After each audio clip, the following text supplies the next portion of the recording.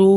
اور اس کو آپ نے نفع بخش کاموں میں، اچھے کاموں میں، اچھے اعمال میں لگا دیا یہ وقت، تو ٹھیک ہے، بہت زیادہ فائدہ مل جائے گا، آخرت اچھی ہوگی، دنیا بھی اچھی ہوگی۔ لیکن اگر اس نے اس کو نقصان دہ کاموں میں لگا دیا، برے کاموں میں لگا دیا، غلط کاموں میں لگا دیا، تو اس کی زندگی ضائع ہو گئی، اور زندگی بھی ضائع ہو گئی، اور بہت بڑے گناہوں کے انبار بھی اس کے سر پہ چلے گئے، یعنی وقت بھی گیا اور انبار بھی اس کے سر پہ گناہوں کے آ گئے۔ تو اسی سے ایک نبی کریم صلی اللہ علیہ وسلم نے ایک حدیث بھی ہے، ہر شخص جب صبح اٹھتا ہے تو وہ اپنی جان کا سرمایہ تجارت پر لگاتا ہے، یعنی اس کی جان جو ہے، اس کے جو اوقات ہے، وہ ایک بزنس پہ وہ لگا دی جاتی ہے۔ پھر کوئی تو اپنے اس سرمایہ کو خسارے سے آزاد کر لیتا ہے، کوئی تو ایسا ہوتا ہے کہ جو اپنی یہ جو جان ہے اور جو وقت ہے، اس کو نقصان سے نکال دیتا ہے، اور کوئی اس کو ہلاک کر دیتا ہے، کوئی اس جان کو ڈبو دیتا ہے جہنم کی آگ میں، کیونکہ اس نے اس وقت کو، جو ٹائم اس کو اللہ نے دیا تھا، وہ اس نے ضائع کر دیے گناہوں میں، غلط کاموں میں، یا ضائع کر دیے ویسے ہی۔ ٹھیک ہے، تو یہ اس جو ہے اس جو تفسیر کا، اب اس میں ایک بزرگ ہیں، وہ انہوں نے بڑی زبردست مثال دی ہے، جس سے پوری تفسیر اس کی، اس سورہ والعصر کی بہت آسانی سے سمجھ آ جاتی ہے۔ وہ ایک دکان پر گئے اور دیکھا کہ برف بیچنے والے کو دیکھا، ٹھیک ہے نا، تو ان کو یہ تفسیر سمجھ میں آ گئی، اور انہوں نے کہا کہ اگر یہ آدمی غفلت سے کام لے گا، یعنی توجہ برف کی طرف نہیں کرے گا نا، تو اس کا سارا برف جو ہے وہ پانی ہو جائے گا، وہ ضائع ہو جائے گا، وہ میلٹ ہو کے پانی ہو جائے گا۔ تو اسی طرح یعنی انسان کی زندگی کے اوقات بھی برف کی طرح آہستہ آہستہ آہستہ پگھل رہے ہیں، انسان کی جان بھی برف کی طرح آہستہ آہستہ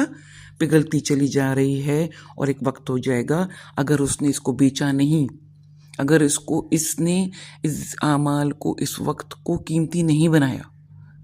اور اس میں اچھے اعمال نہیں کیے، تو کیا ہوگا؟ ضائع ہو جائے گا، اور ہمیشہ ہمیشہ کے لیے کے نقصان میں چلا جائے گا۔ تو اللہ تعالیٰ نے اس نقصان سے بچنے کے لیے انسان کو قسم کھا کر انسان کو خسارے سے بچنے کے لیے 4 چیزوں کا بتایا، اور وہ بتایا کہ اس میں غفلت نہ کریں، عمر کے ایک ایک منٹ کی قدر پہچانیں، اور ان 4 کاموں میں جو میں نے شروع میں آپ کو بتائے تھے، اس میں اس کو مشغول کر دے، تو اس سے کیا ہوگا کہ وہ نقصان سے بچ جائے گا، جو شروع میں بتایا تھا کہ بہت بڑا نقصان ہے۔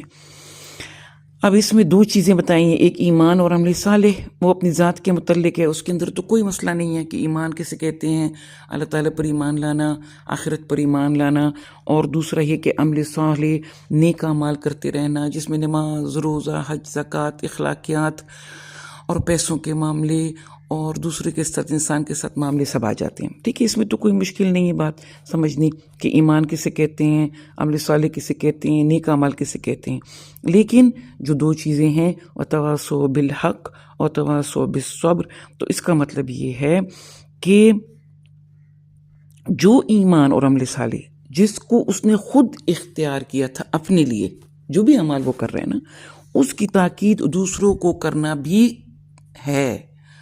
وتواصوا بالحق یعنی اس کی تاکید، اس کی وصیت، اس کی نصیحت دوسروں کو بھی کرنی ہے۔ تو کیا ہے، اس میں ساری چیزیں اس میں آ جاتی ہیں، کیا کیا؟ نیک کام کرنا، گناہوں سے بچنا، ٹھیک ہے نا، اور یہ تمام چیزیں اس میں آ جاتی ہیں۔ اور وتواصوا بالصبر، دوسروں کو صبر کی تلقین کرنا، کیا کہ گناہوں سے بچنا ہے، برے کاموں سے بچنا ہے، نیک اعمال کرنے ہیں، اس میں کسی کی ضرورت ہوتی ہے، صبر کی ضرورت ہوتی ہے، تو دوسروں کو بھی صبر کی تلقین کرنا۔ تو یہ 4 چیزیں ایسی ہیں جس پہ اللہ تعالیٰ نے کہتے ہیں، قسم کھائی ہے کہ اگر ان 4 چیزوں سے انسان کی زندگی خالی ہوئی،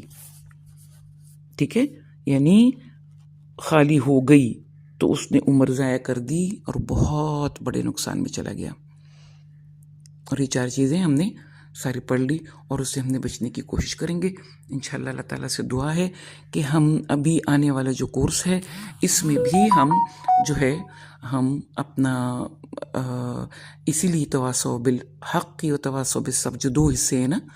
اس پر عمل کرنے کی ایک کوشش ہے. جو ہم خود جس پر عمل کر رہے ہیں تو اس پر ہم آپ لوگوں کو بھی دعوت دیتے ہیں اس کورس کے ذریعے سے کہ آپ لوگ بھی اعمال کریں اور آپ لوگ بھی کوشش کریں کہ سیکھیں اور آگے آپ بھی وہ لوگ بنیں کہ جو اور لوگوں کو سکھانے والے بن جائیں. ٹھیک ہے. چلو دعا کر لیتے ہیں. ربنا تقبل منا انك انت السميع العليم وتب علينا انك انت التواب الرحيم. آمين برحمتك يا ارحم الراحمين.